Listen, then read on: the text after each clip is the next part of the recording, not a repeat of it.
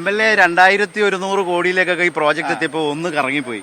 അപ്പോൾ പിന്നെ പിടിച്ചു നിന്നത് മുഖ്യമന്ത്രി പറഞ്ഞു പൈസ കൂടിയാലും പ്രശ്നമില്ല, പ്രോജക്റ്റ് പദ്ധതി നാടിന് ആവശ്യമുള്ളതാണെങ്കിൽ നമ്മൾ നടപ്പാക്കും എന്ന് പറയുന്ന നാട്ടുകാർക്ക് MLA-യുടെ ധൈര്യം, MLA-ക്കും മുഖ്യമന്ത്രിയുടെയും സർക്കാരിന്റെയും നമ്മൾ ഈ ആത്മവിശ്വാസം. CM-നെ നമ്മൾ ഇരട്ടച്ചങ്കൻ എന്ന് പറയുമല്ലോ, നമ്മൾ പറഞ്ഞ ആ ചങ്കുറപ്പിനാണ് എന്ത് ചെയ്യുന്നത്, അദ്ദേഹത്തെ നമ്മൾ ഇരട്ടച്ചങ്കൻ എന്ന് പറയുന്നത്. അദ്ദേഹം ഒരു ഇച്ഛാശക്തിയോട് കൂടി പറയണം, അത് നടപ്പിലാക്കും എന്ന് പറഞ്ഞാൽ ഏത് പ്രതിസന്ധി. ഒരുപക്ഷെ എനിക്ക് തോന്നുന്നു നിങ്ങൾ പൊതുപ്രവർത്തകരെ സംബന്ധിച്ച് 2018 പ്രളയം, ലിൻഡോയുടെയൊക്കെ ജീവിതത്തിൽ നിങ്ങളെല്ലാം പൊതുപ്രവർത്തകരൊക്കെ ഏറ്റവും കൂടുതൽ സ്ട്രഗിൾ ചെയ്തൊരു കാലമാണ്. അത് ആ കാലത്ത് നാട് ഭരിച്ചതിൻ്റെ ഒരു പ്രത്യേകത കൂടിയാണോ മുഖ്യമന്ത്രി? നിങ്ങൾ ഇക്കാര്യങ്ങൾ ഈ നാടുമായി ബന്ധപ്പെട്ട് പറയുമ്പോൾ അദ്ദേഹത്തിലേക്ക് മനസ്സിലേക്ക് വന്നിട്ടുണ്ടാവുക അതൊക്കെ ആവും. നമ്മൾ നിൽക്കുന്ന ഈ സ്ഥലത്ത് നിന്ന് ഒരു കിലോമീറ്റർ പോയാൽ 2012 8 പേരുടെ മരണത്തിനിടയാക്കിയ പുലരാമ്പാറ ഉരുൾപൊട്ടലുണ്ടായ നാടാണ് 2012. 2018-ലും 2019-ലും വലിയ രൂപത്തിൽ പ്രകൃതിക്ഷോഭങ്ങൾ കൊണ്ട് പ്രതിസന്ധി നേരിട്ടൊരു സ്ഥലമാണിത്. 2018 എങ്ങനെയാണ്, 2019 എങ്ങനെയാണ് ഒരു പുനരധിവാസ പാക്കേജ് ഉണ്ടാക്കി ഗവൺമെൻറ് അവരെ കൃത്യമായി അവർക്ക് ആവശ്യമായ നിലയിലുള്ള സൗകര്യങ്ങൾ ചെയ്തു കൊടുത്തതെന്നും 2012 ഉരുൾപൊട്ടൽ ഉണ്ടായ ഘട്ടത്തിൽ ഇവിടെയുള്ള ആളുകളെ എങ്ങനെയാണ് ആ ഗവൺമെൻറ്റിൻ്റെ സമയത്ത് എങ്ങനെയാണ് അവരെ ട്രീറ്റ് ചെയ്യുന്നുള്ള കാര്യം ഈ നാട്ടിലെ ജനങ്ങൾക്കറിയാം. 6 പേര് ഇപ്പോഴും വാടക വീട്ടിലാണ്. ഈ ഗവൺമെൻറ് സമയത്ത് ഇപ്പോഴും ഞാൻ അതിൻ്റെ പുറകെ നടക്കുന്ന ഒരാളാണ്. 2018 പ്രളയം കഴിഞ്ഞു, കൂടഞ്ഞി പഞ്ചായത്തിൽ 2 പേരും മരണപ്പെട്ടു. ആ സമയത്ത് കൂടഞ്ഞി പഞ്ചായത്തിലാണ് 18 കുടുംബങ്ങളെ മാറ്റി, 18 പേർക്കും വീടും കിട്ടി, സ്ഥലവും കിട്ടി, അവരെ എന്ത് ചെയ്തു, മാറ്റി. 19-ലുണ്ടായ നഷ്ടത്തിന് പരിഹാരം കൊടുത്തു. ഇപ്പോൾ 2012 ഫയലുമായിട്ട് ഞാൻ പോവാണ്. അപ്പോൾ ഉദ്യോഗസ്ഥർ ചോദിക്കുകയാണ്, ഇത് 2012 പഴയ ഫയലല്ലേ, ഇതെന്താണ് ഇപ്പോഴും എടുത്തുകൊണ്ട് നടക്കുന്നത്? അപ്പോൾ ഒരു ഉദ്യോഗസ്ഥർ ഇത്രയും പഴയ ഫയൽ ഇതിലായിട്ട് ആളുകൾക്ക് ആക്കിയില്ലേ? 6 കുടുംബങ്ങൾ ഇപ്പോഴും വാടക വീട്ടിലാണ്. നമ്മുടെ ഗവൺമെൻറ് ഇപ്പോൾ അതിനാവശ്യമായിട്ടുള്ള കാര്യങ്ങൾ ഇപ്പോൾ നടത്തിക്കൊണ്ടിരിക്കുക. അത് ഞാൻ സാന്ദർഭികവശാൽ ഇത് ചോദിച്ചപ്പോൾ പറയേണ്ടി വന്നു. വെച്ചാൽ ഇവിടുന്ന് 1 കിലോമീറ്ററേ ഉള്ളൂ. അന്ന് കേരളത്തിൽ അനുഭവങ്ങളൊക്കെ കേൾക്കാനാണ് ഞങ്ങൾ വരുന്നത്. കേരളത്തിൽ ആകെ 2012 ഒരേ ഒരു സ്ഥലത്ത് മാത്രമേ അത് മേഘസ്ഫോടനം. അന്നാണ് നമ്മൾ ആദ്യമായിട്ട് മേഘസ്ഫോടനം എന്ന് പറഞ്ഞ ഒരു സംഭവത്തെക്കുറിച്ച് ആദ്യമായി കേൾക്കുന്നത് ഇവിടെ നിന്നാണ്. പുലരാമ്പാറ മേഘസ്ഫോടനം ഉണ്ടായി, ഉരുൾപൊട്ടലുണ്ടായി എന്നൊക്കെ ആദ്യമായിട്ട് 2012-ലാണ് 8 പേര് മരണപ്പെട്ടു. അത് ഉണ്ടാക്കിയ ഒരു വേദനയുള്ളൊരു നാടാണിത്. ഈ ഗവേണൻസിന്റെ ഒരു പ്രത്യേകത അറിയാൻ എല്ലാവരും ഒരു ചെക്ക് മെഷറായിട്ട് വെക്കുന്ന പ്രതിപക്ഷത്തെയാണല്ലോ. ഈ പറഞ്ഞ സ്റ്റെപ്സിന്റെയും പ്രശ്നങ്ങളുടെയും കാര്യത്തിൽ ഏതെങ്കിലും തരത്തിൽ പേരിനെങ്കിലും എന്തെങ്കിലും ഒരു കുഴപ്പം പറയാൻ പ്രതിപക്ഷത്തിനോ നിങ്ങളുടെ രാഷ്ട്രീയ എതിരാളികൾക്കോ ഇവിടെ കഴിഞ്ഞിട്ടുണ്ടോ? ഒരിക്കലുമില്ല. നമ്മൾ ഗവൺമെൻറ് മുന്നോട്ട് കൊണ്ടുപോകുന്ന പദ്ധതികളിൽ ഒരു കാരണവശാലും അവരെന്ത് ചെയ്യുന്നില്ല, ഇങ്ങനെയുള്ള കാര്യങ്ങളിലേക്ക് കടക്കുന്നില്ല. അവർ പിന്നെ എന്താണ്, ചില പദ്ധതിയെ ഞങ്ങൾ എതിർക്കും, നടപ്പിലാക്കാൻ വേണ്ടി കഴിയില്ല, ഒരിക്കലും അനുവദിക്കില്ല എന്ന് പറയുന്നതല്ലാതെ ഇത്തരം കാര്യങ്ങളിലേക്ക് അവർക്ക് പോകാനേ കഴിയില്ല. ചില ജനങ്ങൾ അനുഭവിച്ചറിയുന്ന കാര്യങ്ങളാണല്ലോ ഇതെല്ലാം.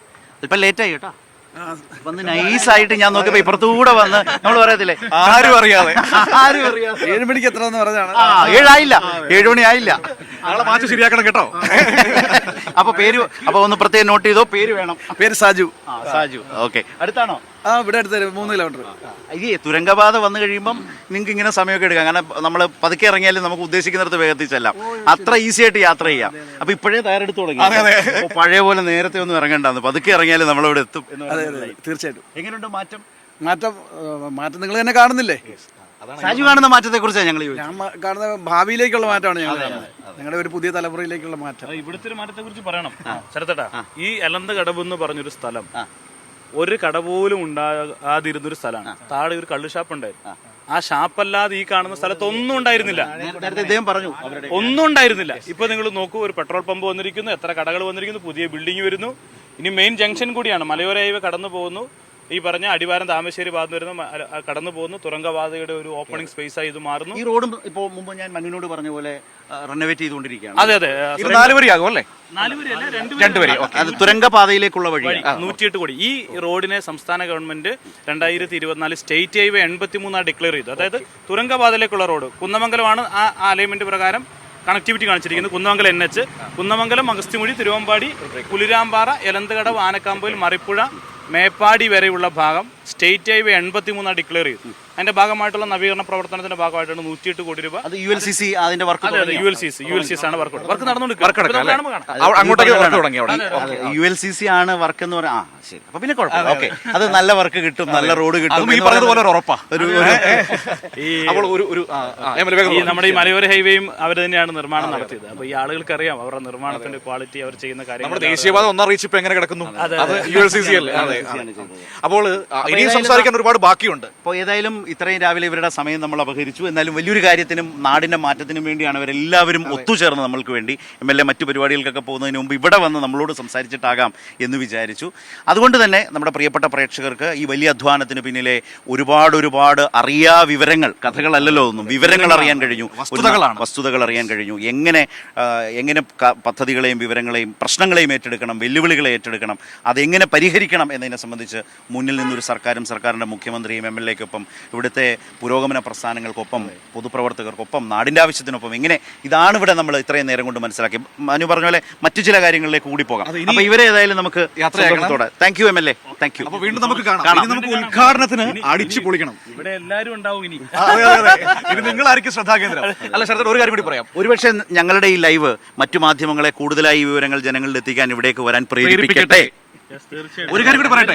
ഇപ്പോൾ എന്താ പറയുന്നത്? ക്യാമറ അവിടെ. അത് സാരമില്ല. ഇപ്പോൾ എന്താ പറയുന്നത്? ഓണം മൂടല്ലേ, പൊളിമൂടല്ലേ? പക്ഷെ ഇപ്പോൾ നമ്മള് തുരങ്കപാത മൂടാണല്ലേ?